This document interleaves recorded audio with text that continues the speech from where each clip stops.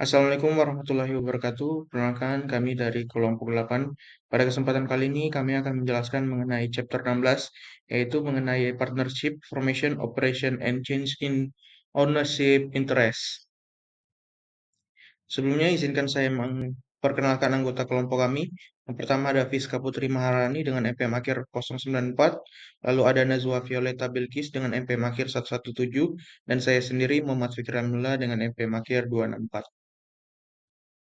Baik, materi pertama adalah sifat kemitraan atau nature of partnership. Jadi, kemitraan adalah bentuk usaha yang dijalankan oleh dua orang atau lebih dengan tujuan untuk berbagi keuntungan sekaligus menanggung risiko bersama. Bentuk usaha ini banyak ditemui di bidang jasa, retail, grosir, hingga profesi seperti hukum, medis, dan akuntansi.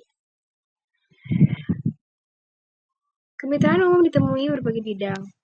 Yang saya sampaikan tadi, jadi undang-undang negara berbagian mengatur pembentukan operasi dan pembubaran kemitraan. Pada tahun 1914, National Conference of Commissioners on Uniform State Laws mengembangkan Uniform Partnership Act atau UPA yang kemudian diadopsi dengan beberapa variasi oleh seluruh negara bagian kecuali Louisiana pada tahun 1992 dan 1997. UPA tetap memberikan panduan untuk kemitraan umum dan ketentuannya berlaku untuk pembentukan operasi dan pembubaran kemitraan di Amerika Serikat. Perubahan penting dalam UPA adalah penerapan entity theory untuk mendefinisikan sifat kemitraan. Jadi menurut teori ini, mitra memiliki kepentingan dalam kemitraan sebagai satu kesatuan atau entitas yang bukan pemilikan langsung atas aset individu. Karakteristik kemitraan partnership karakteristik, biasanya kemitraan didefinisikan dalam pasal 1016 UPA sebagai asosiasi dari dua orang atau lebih untuk menjalankan usaha bersama demi keuntungan. Operasi bisnis kemitraan sering berlanjut dengan mulus meskipun mitra baru masuk atau mitra lama keluar. Dalam konsep mutual agency, setiap mitra dapat bertindak mewakili usaha, sedangkan pada unlimited liability, mitra bertanggung jawab penuh atas utang usaha bahkan dengan harta pribadi.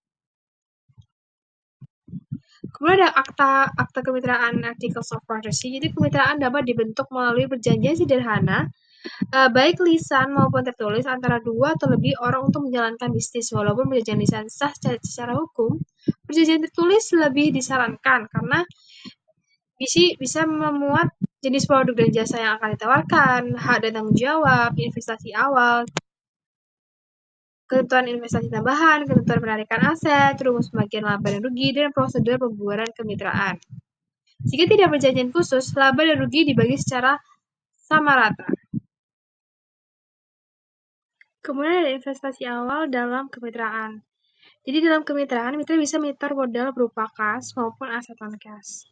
Contohnya itu ada S and Big, masing-masing menyetor kas sekitar $20.000, dengan Cole menyumbang tanah sekitar $10.000 dan bangunannya sekitar $40.000. Sedangkan Crow menyetor kas $7.000 dan persediaannya $35.000. Kadang kontribusi tidak seimbang maka digunakan bonus approach, ini modal disesuaikan antara mitra, misalnya call-nya $50.000 dan Crow sekitar $42.000 yang disepakati modal sama dengan $46.000. Sehingga call memberi $4.000 ke Crow. Jadi goodwill approach selisih dianggap goodwill, misalnya usaha dinilai $100.000, maka Crow mendapat tambahan goodwill $8.000 sehingga modalnya menjadi $50.000. Mitra juga bisa menarik modal Sam misalnya $20.000 langsung dari modal, sedangkan Tow menarik $1.000 per bulan yang dicatat dalam akun drawing sebesar $12.000 per tahun. Jadi setiap investasi dicatat berdasarkan nilai wajar aset. Kalau ada aset tak berwujud, misalnya hubungan pelanggan, bisa dicatat sebagai goodwill. Penarikan jangan dicatat sebagai beban usaha, tapi masuk ke modal atau akun drawing. Kemudian ada operasi kemitraan dan jurnal penutup. Jadi kemitraan mencatat laba bersih dan membaginya sesuai perjanjian. Contoh, Red and Yen berbagi laba 60/40 dengan laba bersih tahun 2019 sebesar 34.500. maka RAT menerima 20.700 dan YAN 13.800. Sehingga perhitungan modal akhir, RAT 40.000 tambah 5.000 dikurangi 6.000 tambah 20.700 sama dengan 59.700. Sedangkan YAN 35.000 dikurangi 9.000 ditambah 13.800 sama dengan 39.800. Jadi sehingga total modalnya ada sekitar 96.500. Jurnal penutupnya, jadi tutup laba itu income summary dikurangi dengan 34.500, rate-nya tambah 20.700 dan Y-nya plus 13.800. Sedangkan tutup drawing-nya, rate dikurangi dengan 6.000 dan Y dikurangi 9.000. Jadi saat bahwa laba ditekankan bahwa laba tidak langsung dibagi dalam bentuk kas, tapi ditambah ke modal mitra. Jadi akun drawing ditutup ke modal agar modal akhir menunjukkan posisi sebenarnya setelah ada penarikan. Kemudian ada perjanjian pembagian laba rugi serta pertimbangan jasa dan gaji dalam partnership. Jadi dalam perjanjian dalam kemitraan, pembagian laba rugi dilakukan berdasarkan kesepakatan jika tidak ada perjanjian khusus, maka laba dibagi sama rata. Namun dalam praktik, pembagian bisa dilakukan berdasarkan yang pertama ada porsi modal yang disetor, yang kedua ada jasa atau waktu yang dicurahkan, mitra, kemudian adanya gaji, salary allowance, atau bunga modal atau interest allowance sebagai bentuk keadilan. Di sini bahwa pembagian laba rugi dalam partnership tidak selalu sama rata kan. Jadi selain uang, kontribusi waktu dan kalian juga bisa jadi dasar pembagian. Kemudian ada mitra yang aktif mengelola usaha bisa mendapatkan kompensasi berupa gaji atau tunjangan jasa. Hal ini untuk mencerminkan kontribusi kerja yang berbeda dengan mitra pasif. Namun gaji ini di sini bukan biaya melainkan bagian dari pembagian laba rugi. Contohnya jika A dan K menerima tunjangan jasa masing-masing $12.000, sisanya baru dibagi rata dengan si K.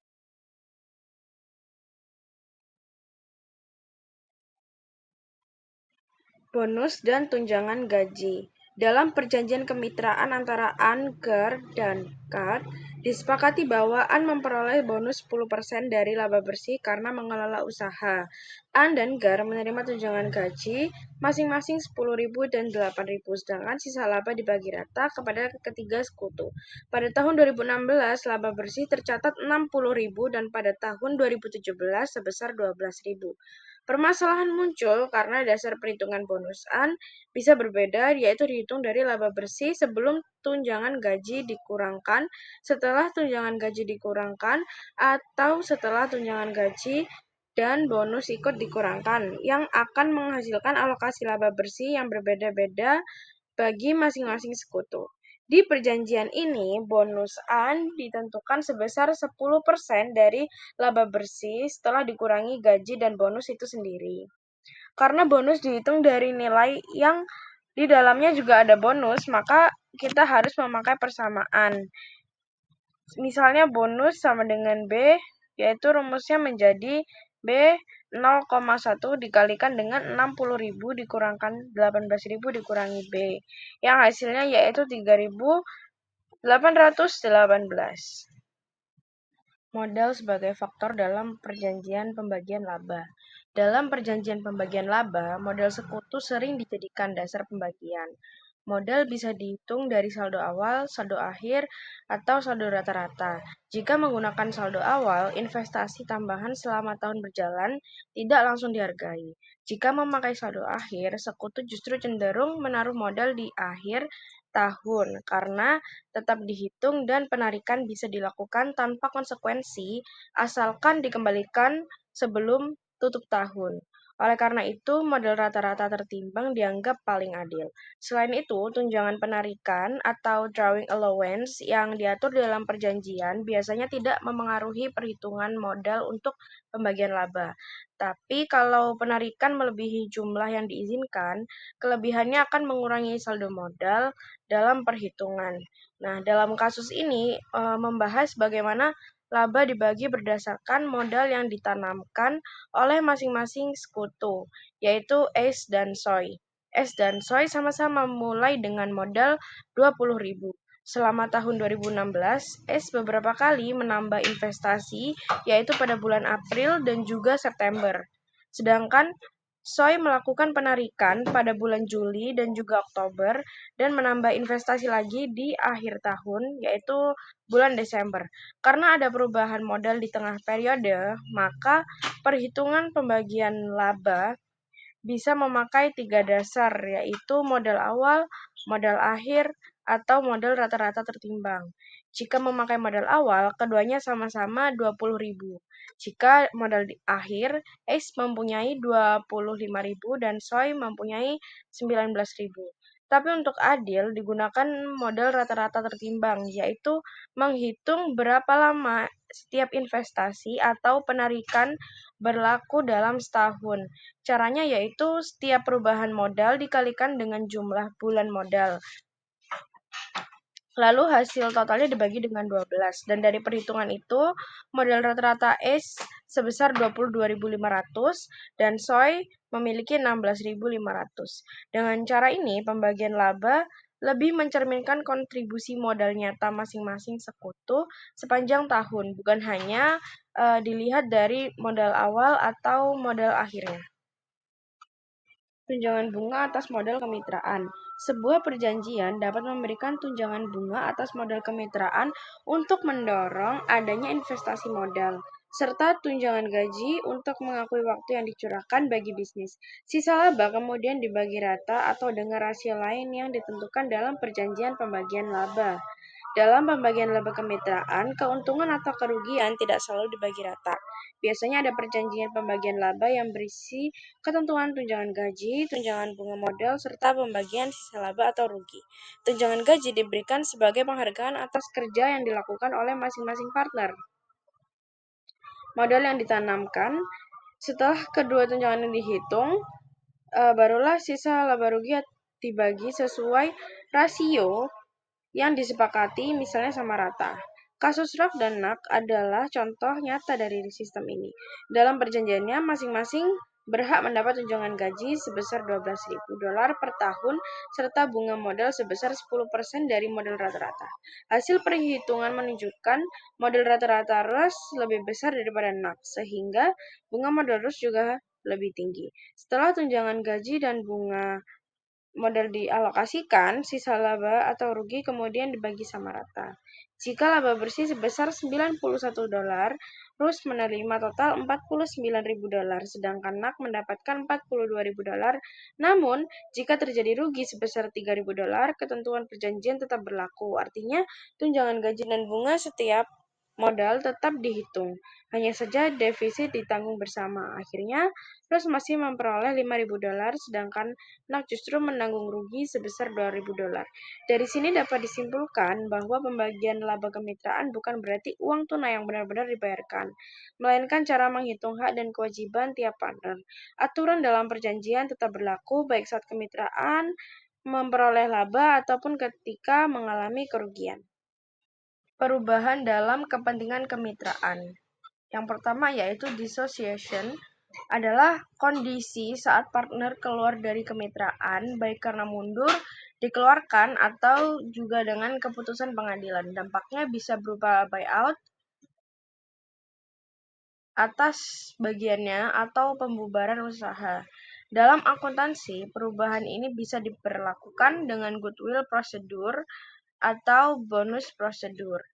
Lalu juga ada pengalihan kepentingan partner ke pihak ketiga, tidak membubarkan kemitraan. Pihak penerima hanya berhak atas laba dan aset saat likuidasi, tetapi tidak menjadi partner atau ikut mengelola. Dalam pembukuan, cukup dicatat pemindahan kepentingan modal dari partner ke penerima. Pembelian kepentingan dari partner yang ada.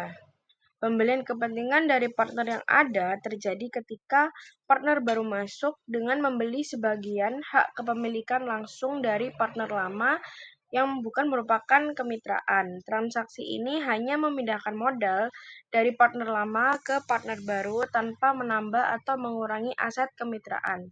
Masuknya partner baru tidak selalu memerlukan revaluasi aset, kecuali bila ada ketidaksesuaian antara modal yang tercatat dengan hak bagi hasil yang disepakati. Baik, materi selanjutnya adalah investing in an existing partnership. Jadi, mitra baru itu dapat diterima ke dalam kemitraan yang sudah ada dengan cara menginvestasikan uang tunai atau aset lain ke dalam bisnis, atau dengan membawa klien atau kemampuan ke dalam bisnis yang akan berkontribusi pada keuntungan di masa depan. Lalu, adapun penilaian ulang itu tidak selalu ditentukan oleh investasi mitra baru, tapi merujuk pada modal kemitraan lama. Contohnya adalah jika jumlah investasi mitra baru menunjukkan bahwa kemitraan lama memiliki nilai aset yang belum tercatat, maka penilaian ulang total bisnis baru berdasarkan investasi mitra baru. Lalu, di sisi lain, jika kepentingan modal yang diberikan kepada mitra baru lebih besar daripada jumlah investasinya dan aset-aset yang dapat diidentifikasi dari kemitraan lama, maka akan dicatat pada nilai wajarnya. Contoh selanjutnya adalah partnership asset revalued, yang mana goodwill-nya akan dimasukkan pada old partnership. Dengan contoh yang sama, yaitu D dan B itu memiliki saldo modal sebesar 40.000, masing-masing 40.000, dan membagi keuntungannya secara sama rata.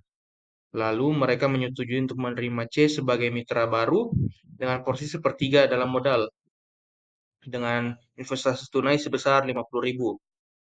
Karena C bersedia berinvestasi 50.000 untuk mendapatkan sepertiga bagian dalam aset tersebut.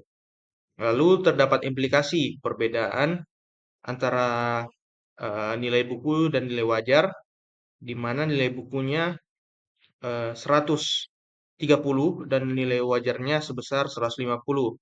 Maka untuk selisihnya yaitu 20.000 itu akan dimasukkan sebagai akan diperhitungkan sebagai goodwill untuk old partners.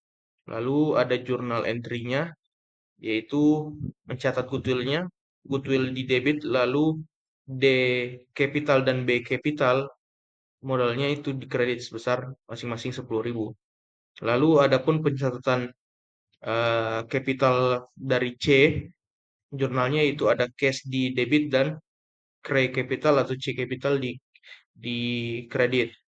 Lalu untuk perhitungan modalnya atau capital balance-nya sebelum revaluation DRE dan B itu masing-masing 40.000.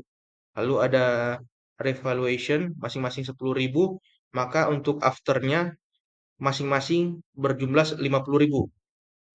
Dan C akan ada penambahan investment sebesar 50.000. Maka untuk total kapitalnya sebesar 150.000 untuk ketiga mitra tersebut. Baik, untuk contoh yang pertama yaitu partnership investment in book value. Sebagai contoh, di sini Dre dan Boy atau D dan B itu masing-masing memiliki saldo modal sebesar 40.000 dan membagi keuntungan mereka secara merata. Lalu mereka setuju untuk menerima KRAI atau C sebagai mitra dengan porsi sepertiga dalam modal dan keuntungan kemitraan baru antara D, B, dan C dengan investasi tunai sebesar 40.000. Nah, investasi 40.000 C ini setara dengan bagian modal yang diterimanya, yaitu 80.000 ditambah 40.000 dan investasi C lalu dibagi menjadi 3. Sehingga untuk pencatatannya itu akan dicatat dengan jurnal berikut yaitu cash pada Craig Capital sebesar 40.000.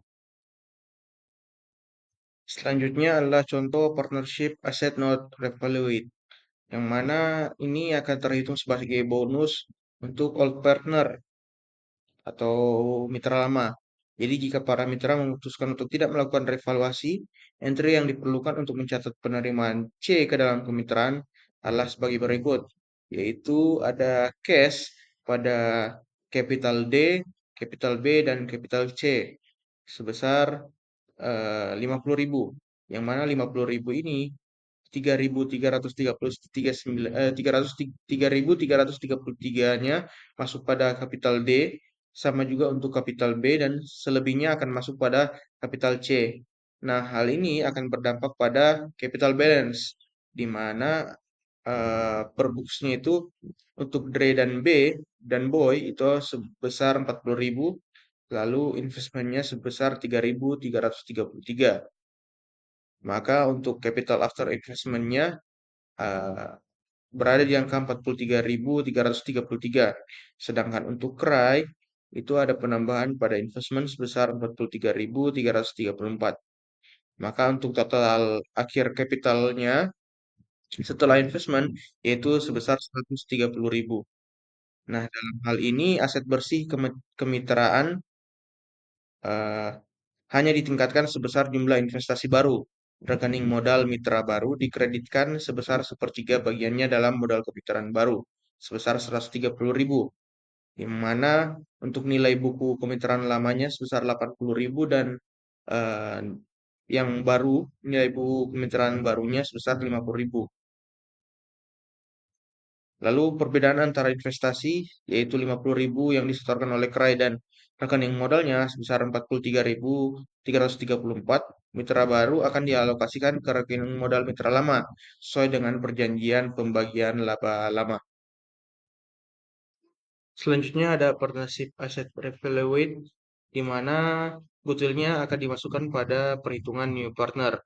Jadi diasumsikan bahwa Dre dan B ini setuju menerima C sebagai mitra dengan porsi 40% dalam modal dan keuntungan dengan investasi sebesar 50.000. Nah, mereka berani ngasih 40% porsi karena implikasinya adalah C membawa nilai tambah ke dalam kemitraan. Artinya D dan B harus bersedia menerima C untuk memiliki 40% dari aset tercatat sebesar 80.000 ditambah dengan investasi tunai C sebesar 50.000, maka hasilnya adalah 52.000. 40% kali 130.000. Maka untuk jurnal yang untuk pencatat administrasi C itu ada cash dan goodwill di debit dan capital C di kredit sebesar cashnya 50.000, lalu ada goodwillnya 3.333. Lalu di sini ada perhitungan capital balance-nya di mana D dan B per books-nya itu investasinya sebesar 40.000.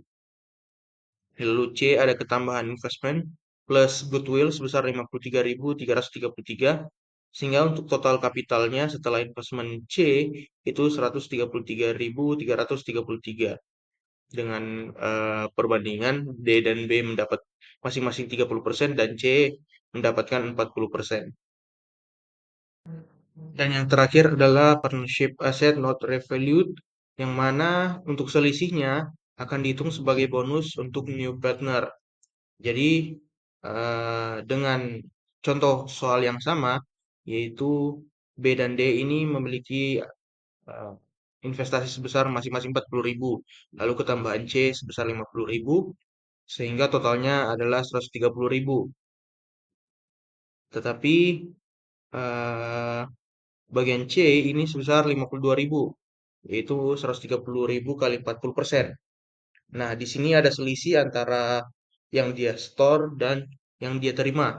Nah, perbedaan 2.000 ini akan dihitung sebagai bonus untuk C dan dihitung juga sebagai pengkreditan atau pengurangan dari modal B dan D. Maka untuk jurnalnya di sini ada cash 50.000, lalu ada capital D sebanyak 1.000 dan capital B dan D berkurang modalnya atau kapitalnya sebesar 1.000. Lalu untuk capital C itu sebesar 52.000. Lalu untuk capital balance-nya, baik B dan D, investmentnya akan berkurang masing-masing 1.000, lalu akan dialihkan ke C sebesar 2.000. Maka untuk hasil akhir kapitalnya setelah investment C pada penambahan C itu 130.000 dengan pembagian 40% untuk C dan masing-masing bagi D dan B yaitu 30%. Selanjutnya ada dissociation of continuing partnership through death and retirement. Jadi di sini kondisi di mana partnership diberhentikan, salah satu partnership diberhentikan karena kematian ataupun pensiun. Jadi untuk kondisi yang pertama itu ketika penyelesaian dengan mitra yang mundur lebih besar atau lebih kecil dari saldo akhir rekening modal. Prosedur revaluasi atau goodwill dan non-revaluasi atau bonus menyediakan metode alternatif untuk mencatat penyelesaian tersebut. Lalu di sini untuk sebagai contoh ada N, Mick, dan Jus. di mana untuk masing-masing capital balance-nya yaitu 70.000, 50.000, dan 80.000, sehingga totalnya adalah 200.000 dengan perbandingan capital yaitu 35%, 25%, dan 40%. Lalu untuk pembagian profit and loss-nya 40%, 20%, dan 40%. Lalu apabila pada kondisi pembayaran berlebih, eh, sebagai contoh, JUS itu eh, retirement, maka untuk pembayaran berlebih dicatat sebagai 92.000. Padahal untuk capital balance JUS itu hanya 80.000. Maka di sini ada selisih 12.000. Nah, 12.000 ini akan bisa dicatat dengan tiga metode. Yang pertama adalah JUS diberikan bonus. Eh, Pada gambar sebelah kanan, jurnal sebelah kanan, yaitu ada jurnal JUS Capital JUS sebesar 80.000, lalu akan ada kredit dari Capital N dan MIC sebesar 8.000 dan 4.000. Maka untuk total cash-nya yang keluar adalah 92.000. Lalu, yang kedua adalah modal kemitraan dapat dievaluasi ulang sebesar pembayaran berlebih kepada JUS dengan jurnal Capital JUS sebesar 80.000, lalu ada goodwill-nya. Selisihnya dimasukkan pada goodwill sebesar 12.000. Lalu untuk kreditnya sama menggunakan cash juga sebesar 92.000. Lalu yang terakhir ada modal kemitraan dapat dievaluasi ulang berdasarkan jumlah yang diimplikasikan oleh pembayaran berlebih. Nah, di sini untuk jurnalnya itu ada goodwill atau other asset sebesar 30.000, lalu akan dikurangi masing-masingnya sebesar 12.000 untuk N, lalu 6.000 untuk MIC, dan 12.000 untuk JUS. Total undervaluasi kemitraan diukur berdasarkan jumlah yang terimplikasi oleh pembayaran lebih. Nah, dalam hal ini 30.000 itu dihitung dengan membagi 12.000 pembayaran lebih dengan presentasi pembagian laba JUS sebesar 40%. Maka untuk kemitraannya, untuk pensiunan JUS, retirement JUS itu akan dihitung dengan jurnal eh, capital JUS di debit, lalu untuk kreditnya adalah cash sebesar 92.000. Yang terakhir di sini ada pembayaran retiring partner di bawah dari capital balance. Jadi misalkan JUS menerima pembayaran sebesar 72.000 sebagai penyelesaian akhir atas bagian modalnya. Nah, dalam hal ini ketiga mitra mungkin telah sepakat bahwa nilai bisnis tersebut lebih rendah dari nilai buku. Dengan kondisi yang sama, eh, capital balance N 70.000, MIC 50, dan JUS 80.000. Tetapi untuk pembayarannya itu sebesar 72.000. Maka di sini kita bisa menggunakan dua metode. Yang pertama itu ada over value asset, write down. Jadi ditulis di mana pembayaran pensiun kepada JUS sebesar 8.000 kurang dari saldo modal akhir yang menunjukkan bahwa modal kemitraan yang ada terlalu tinggi sebesar 20.000, yaitu 80.000 dikurang 72.000 dikali 40%. Nah, jika bukti yang tersedia mendukung implikasi ini, aset yang tersed aset yang dinilai terlalu tinggi harus diidentifikasi dan dibawa ke nilai wajarnya. Maka untuk menilai asetnya dan mengubah hingga kembali ke nilai wajar, kita harus melakukan penjurnalan. Yang pertama itu ada pencatatan penjurnalan penyesuaian. Yang pertama ada di debit and capital sebesar 8.000, lalu MIC capital sebesar 4.000, dan JUS capital sebesar 8.000. Dan untuk kreditnya ada net asset sebesar 20.000. Lalu untuk pembayaran dari retirement JUS sendiri itu pada debit ada JUS capital sebesar 72.000 dan kreditnya adalah cash. Lalu untuk metode kedua yaitu bonus to continuing partner, di mana jika bukti menunjukkan bahwa modal kemitraan dinilai secara wajar, maka kemitraan akan mencatat pengunduran diri JUS melalui prosedur bonus, yaitu JUS Capital debit, lalu ada N capital di kredit, dan juga Mi capital dan cash. Untuk N capitalnya sebesar 5.333 dan Mi capitalnya sebesar 2.667. Dan untuk cashnya adalah selisih dari nominal N capital dan My capital dan juga Just capital. Lalu yang terakhir adalah limited partnership, di mana kemitraan terbatas ini itu lebih sulit dibentuk daripada kemitraan umum. Perjanjian kemitraan terbatas harus tertulis, ditandatangani oleh para mitra dan didaftarkan kepada pejabat publik yang berwenang di negara bagian tempat kemitraan tersebut dibentuk. Jika ketentuan undang-undang tidak diikuti dengan cermat, maka pengadilan dapat memutuskan bahwa kemitraan tersebut merupakan kemitraan umum daripada kemitraan terbatas. Baik, sekian saja yang dapat kami sampaikan. Kurang dan lebihnya mohon dimaafkan. Assalamualaikum warahmatullahi wabarakatuh.